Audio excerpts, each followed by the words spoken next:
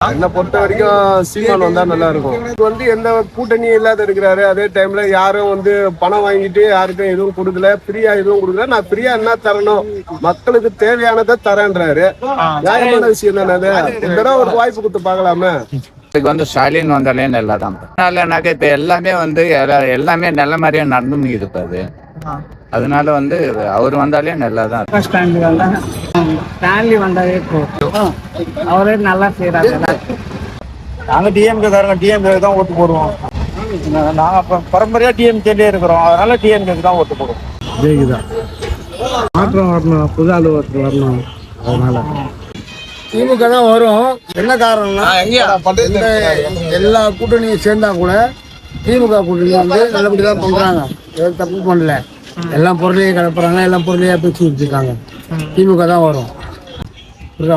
விஜய் வர மாட்டாரு, யாரும் வரமாட்டாங்க. திமுக தான் வரும். ஆனால் திமுக வரதுக்குலாம் வாய்ப்பே கிடையாது. திமுக தான் வரும். விஜய் வந்தா நல்லா இருக்கும்பா. ஒரு வாட்டி வந்து பாக்கலாமே, வந்தா நல்லா இருக்கும்.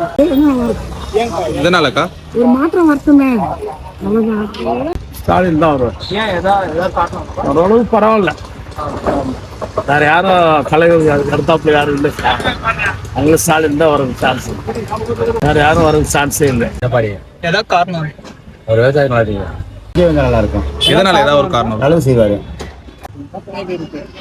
இதனால ஏதாவது காரணம் இருக்கா? எங்களுக்கு அப்பத்துல இருந்து பிறப்புல இருந்தே அதை ஊறி போனது. அதனால மாற்றம் கிடையாது. டிஎம்கே நல்லா இருக்கும். ஏதாவது காரணம் இருக்கும்.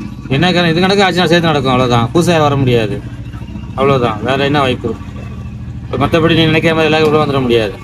வந்தால் ஏடிஎம்கே வரணும். ஏடிஎம்கே சப்போர்ட் கிடையாது. டிஎம்கே மட்டும் தான் இருக்கும். பிஜேபிக்கு சப்போர்ட் இருக்கா. விஜய் இப்போ தான் உருவாகி வந்துட்டு இருக்காரு. அந்த அளவுக்கு உள்ள விஷயம் மக்களோட ஆதரவு என்ன இருக்கும்? ஆளுங்கட்சி ஆளுறதா இந்த மாதிரி இருக்கும். வேற ஒன்று யாரு வரணும், நல்லவங்க வரணும்.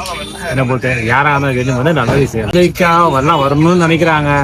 ஏன்னா நாவிக்க வரதை பத்தி பேச கிடையாது. விட மாட்டாங்க. அதான் உண்மை. விட மாட்டாங்க. ஏன்னா உடனே இப்போ வந்து வளர்ந்தாங்க. இதே வந்து செஞ்சாரு மாதிரி கொஞ்சம் ஆரம்ப கட்டத்தில் கொஞ்சம் நல்ல இதில் செஞ்சு கொஞ்சம் மக்கள் விஜய் அந்த மாதிரி செஞ்சு வந்தாருனாக்கா வரதுக்கு வாய்ப்பு உண்டு. ஆனால் விட மாட்டாங்க. அந்த மாதிரி அரசியல் தான் இப்போ வந்து வரலாம். அதாவது முதலமைச்சர் ஆக முடியாது. எதிர்கட்சியாக வந்தால் அது கூட நல்லா தான் இருக்கும். ஆமாம், அது கூட நல்லா தான் இருக்கும். ஏன்னா பார்த்துருக்கோம். விஜயகாந்த்லாம் வந்து எதிர்கட்சியாக இருக்கும்போது அவரை முதலமைச்சராக ஆக வேண்டிய வாய்ப்பு இருந்துச்சு. அது கடவுள் மொழியில் அவர் இருந்தானாக்கா நாடு எங்கேயோ போயிருக்கும். வேற மாதிரி ஆயிரும். நல்லது பாதி. அதாவது 100க்கு 100% நடக்குனா கூட 60% கண்டிப்பாக நடக்கும். ஓகேவா? விஜய் வந்தா நல்லா இருக்கும். நல்லது செய்யறாங்கல்ல, அதனால அவங்க வந்தா நல்லா இருக்கும். எடப்பாடி பழனிசாமி வந்தா நல்லா இருக்கும். ஏதாவது காரணம் இருக்கா? காரணம்னா ஃபர்ஸ்ட் இருந்ததோட இப்போ இருக்கிறத ரொம்ப எல்லாருமே பயப்படக்கூடிய ஒரு சூழ்நிலை வந்துச்சு. மக்கள் வெளியே வர்றதுக்கு பயம். லேடிஸுங்க வெளியே வரதுக்கு பயப்படுறாங்க. ஃபர்ஸ்ட்லாம் அம்மா ஆட்சியில் அவங்க ஆட்சி இருக்கும்போது பஸ் ஸ்டாண்டில் 1 மணி 2 மணி கூட லேடிஸுங்க போய் டீ சாப்பிட்டு வராங்க, டிஃபன் சாப்பிட்டு வராங்க. அந்த அளவுக்கு இருந்த ஒரு சூழ்நிலையை இவங்க மாற்றிட்டாங்க. மாற்றி இப்போ யாருமே ஒரு மணி ஒரு 8, 8:30 இல்லை ஒரு 9 மணி டைம் ஆச்சுன்னு வச்சுங்க, எல்லாருமே வீட்டில் போய் ஒரு கோழி அடங்குற பேர் பயப்படக்கூடிய சூழ்நிலை ஆகிப்போச்சு. வீட்டில் வேலைக்கு போயிட்டு வரவங்களும் சரி, வேலைக்கு அந்த வீட்டுக்குள்ள வச்சிருக்க குழந்தைங்களுக்கு கூட ஒரு பயமாகி போச்சு. இப்போ இருக்கிற சூழ்நிலை யாரையும் நம்ப முடியல. குழந்தைங்களை கூட வச்சுன்னு இப்போ ஒரு கடைக்கு கூட அனுப்ப முடியாது நிலைமை வந்துருச்சு எல்லாருக்கும். இப்போ நம்ம அதை சரி கட்டினா ரெட்டலை திருப்பி வந்தாதான் இதுக்கெல்லாம் வந்து அவங்களுக்கு ஒரு எதிர்ப்பு நம்ம கொடுத்த மாதிரியே இருக்கும். மக்கள் கொடுத்த மாதிரியே நிரந்தரமாக இருக்கும்னு நினச்சிங்க. ஜஸ்ட்டு அவங்க தான் வரணும்.